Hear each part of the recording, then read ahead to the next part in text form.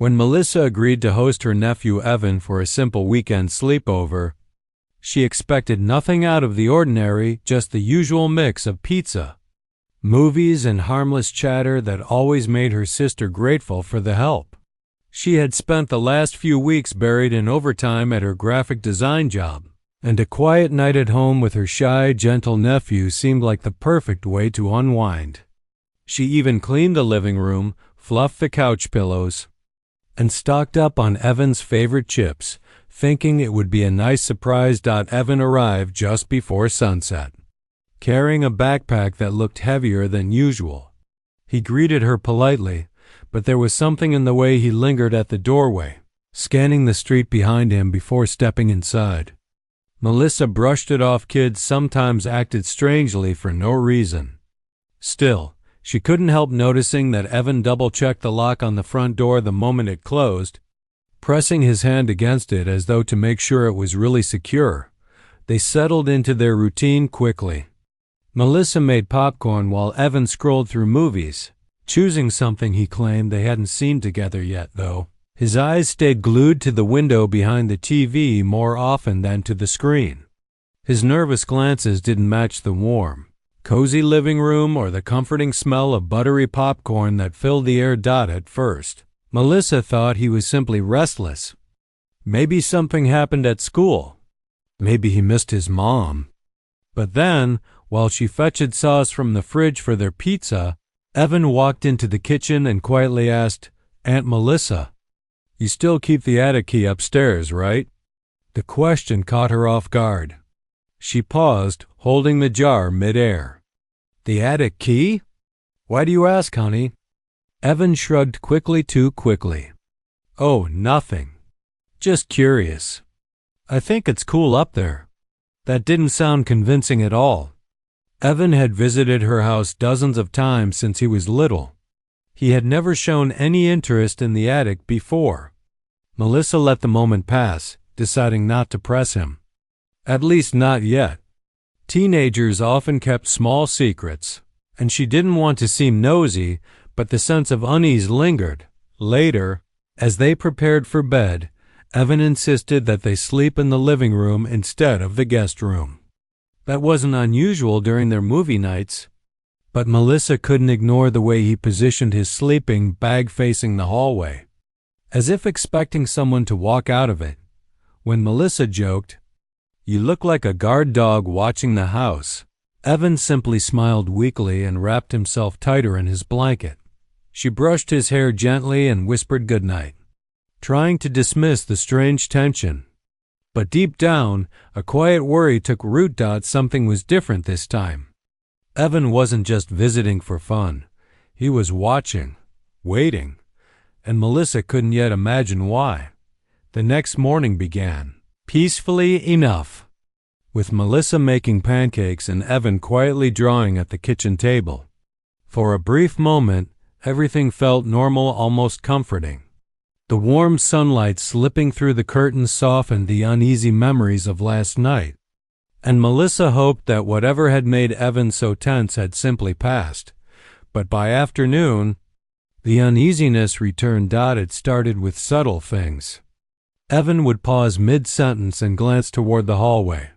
He kept the curtains closed, even though Melissa opened them twice.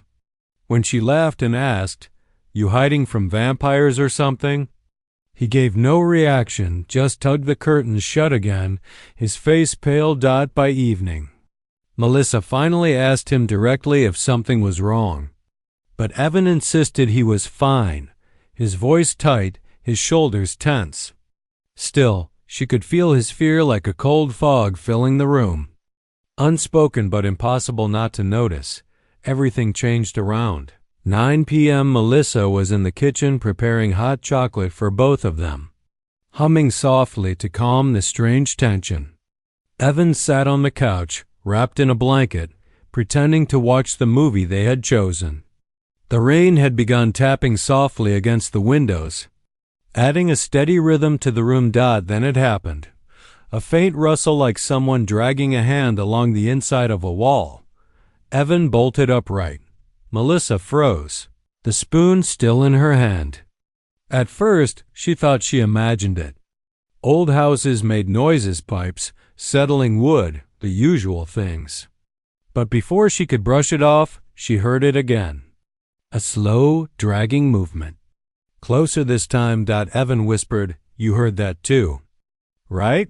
Melissa nodded slowly. Probably just, but Evan cut her off, shaking his head violently. "No, it started at my house. The same sound. It follows me." Melissa's hand tightened around the counter's edge. She tried to stay calm, to be the adult, the anchor, but her heart was racing. "Maybe it's a raccoon in the wall," she offered weakly, trying to steady her voice. But Evan's eyes were wide, filled with something more than fear recognition. He stood up abruptly. "We should stay in the living room, away from the hall. It's safer there." "Safer from what, honey?" Melissa asked softly. He didn't answer. Instead, he quietly began gathering pillows and blankets, building a sort of small protective nest in the middle of the living room floor. His movements were mechanical, methodical, like he had practiced this before. As Melissa watched him work silently, a chill spread across her skin. She didn't understand what was happening, but she felt it growing, something foreign, something threatening. Later, when they tried to sleep, the noise returned. A soft creaking. Then another faint drag, followed by what sounded unmistakably like a footstep. Inside the wall. Melissa's blood ran cold. Evan gripped her arm hard enough to hurt. "It found us," he whispered. And in that moment, Melissa realized this sleepover wasn't just unusual. It was dangerous, far beyond anything she had imagined. Morning arrived, but it brought no comfort. Melissa barely slept, jolting awake at every shift in the house, every whisper of wind. Evan had slept only in short, restless bursts, clutching his blanket like a shield. By sunrise, he already looked exhausted, his eyes shadowed, his hands trembling whenever a floorboard creaked. Melissa decided that enough was enough. She needed answers, not guesses, not fears, but the truth. But first, she wanted to give Evan space. Maybe a quiet breakfast would calm him down. While Evan showered, Melissa set the table. And that's when she heard it, the heavy thump of Evan's backpack hitting the floor in the hallway, where he had dropped it the previous night. She realized she had never checked what he'd brought. He usually carried only a few clothes and maybe a comic book or two. But last night, the bag felt oddly weighted. Curiosity pushed her forward. She didn't mean to intrude, but the strange night had left her uneasy. She told herself she was just making sure he hadn't brought anything dangerous or broken. Still, her hand shook when she reached for the zippers.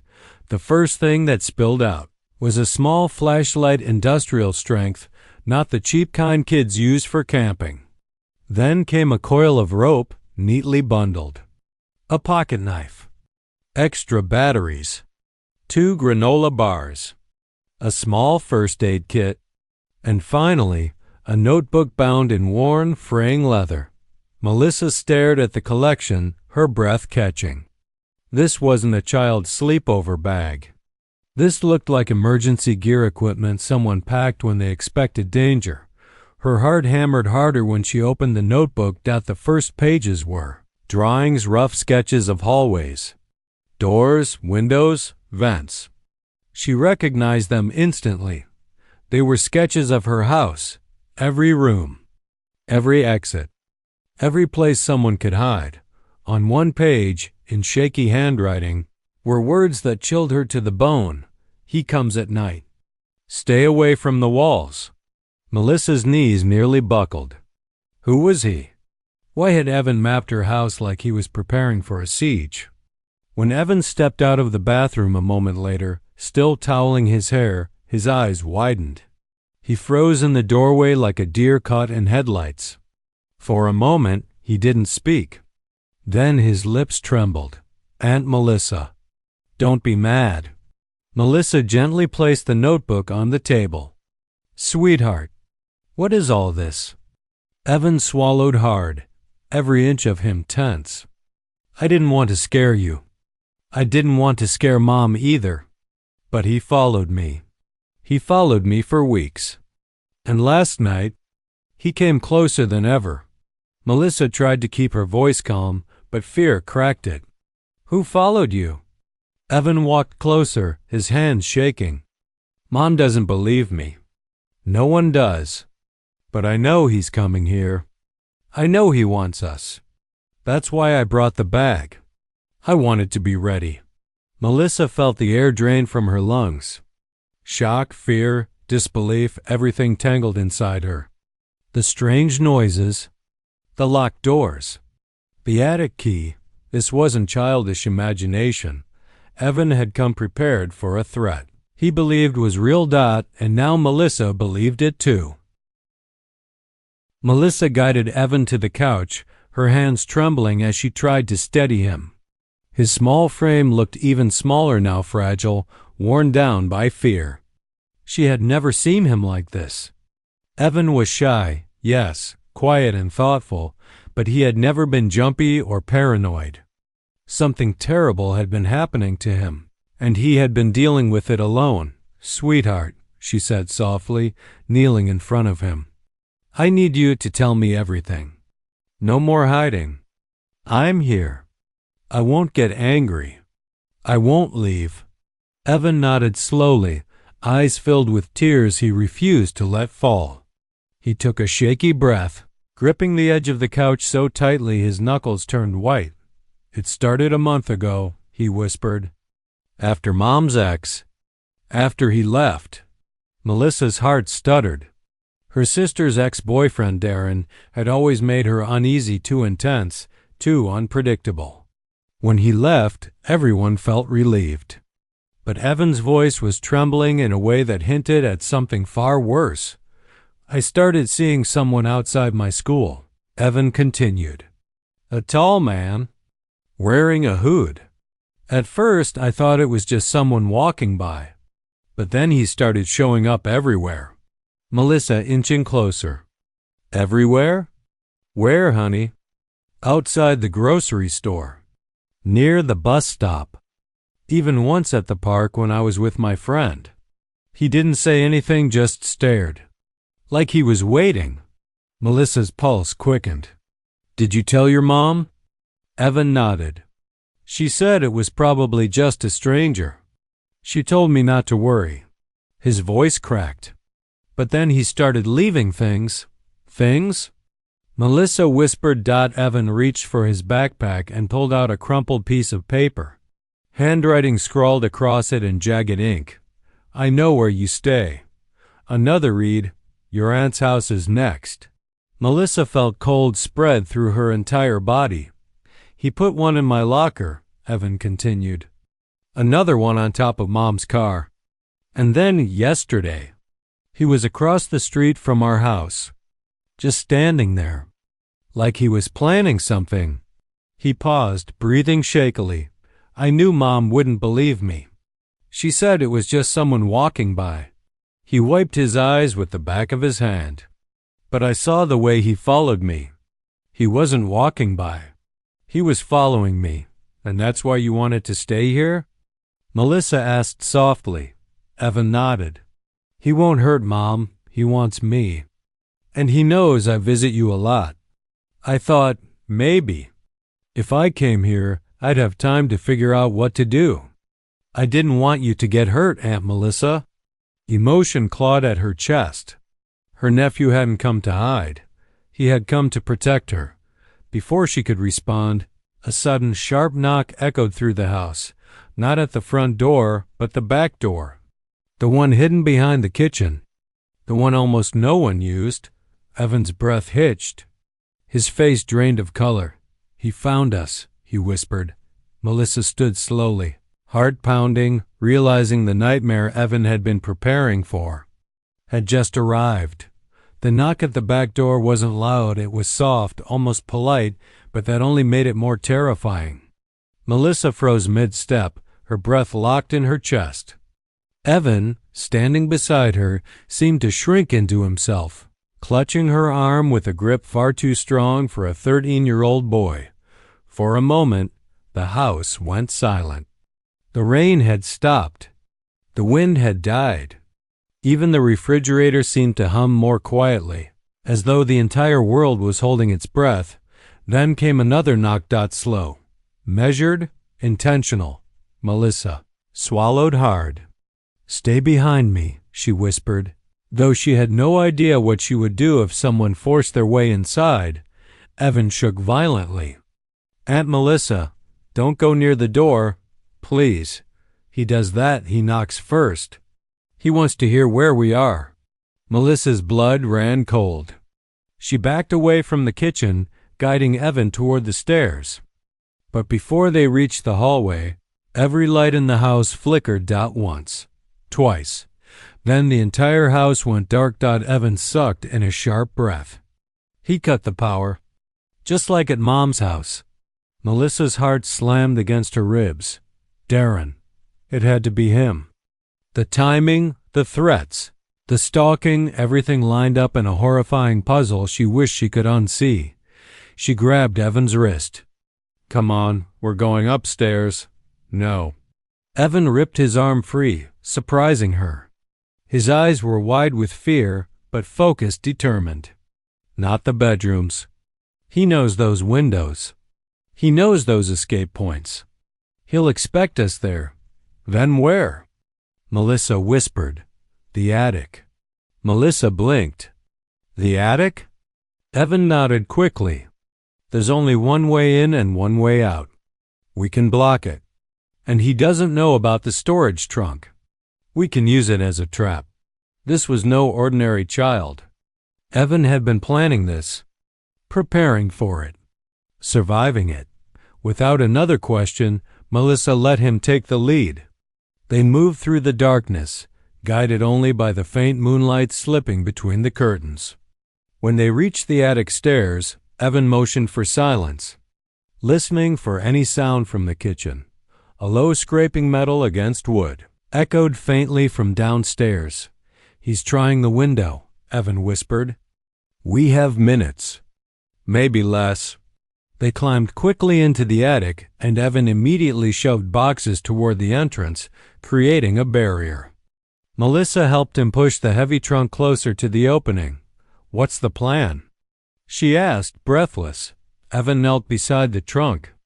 "When he climbs up, the trunk drops on him. He'll be stuck long enough for help to come." Melissa stared at him. "But we haven't called anyone." "I did." "What?" "When the lights went out, I sent a text from my pocket. It went through before the power cut. Mom, the police." I sent our location. For the first time that night, Melissa felt hope flicker. Then crash. Glass shattering. A thud. Footsteps. Heavy. Slow. Purposeful.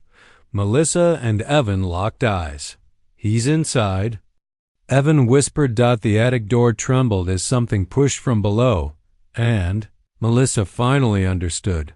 This wasn't a random attack. This wasn't fear exaggerated by a child. This was a man who had come to claim revenge, and only one floor separated him from them. The attic door rattled under the force from below, each shove sending a vibration through the wooden floor.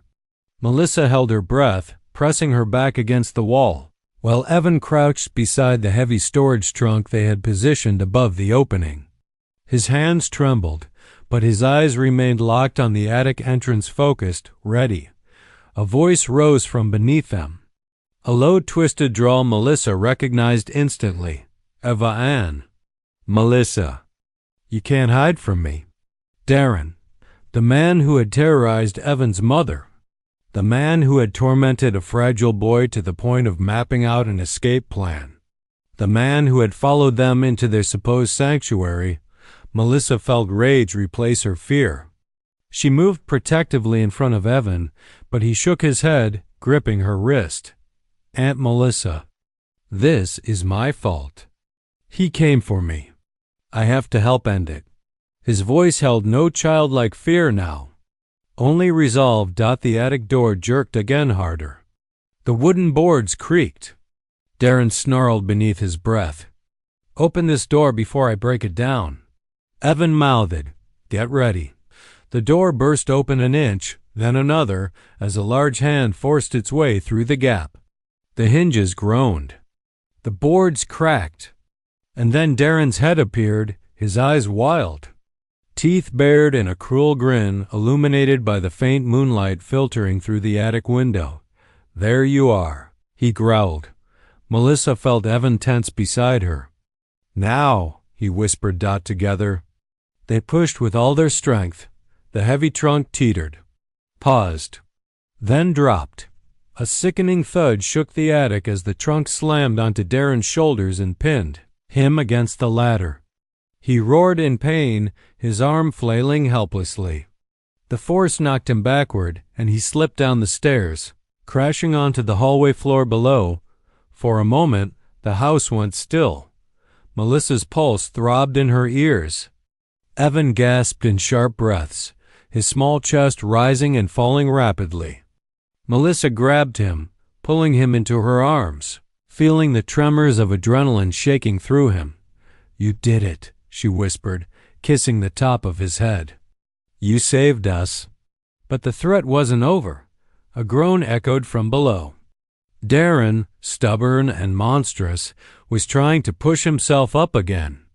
The trunk had slowed him, but not knocked him out completely. Before Melissa could panic, the distant wail of sirens cut through the silence. Evan exhaled a sob of relief. "They're here. They're really here." Red and blue lights flickered through the windows, washing the hallway and attic ceiling in color.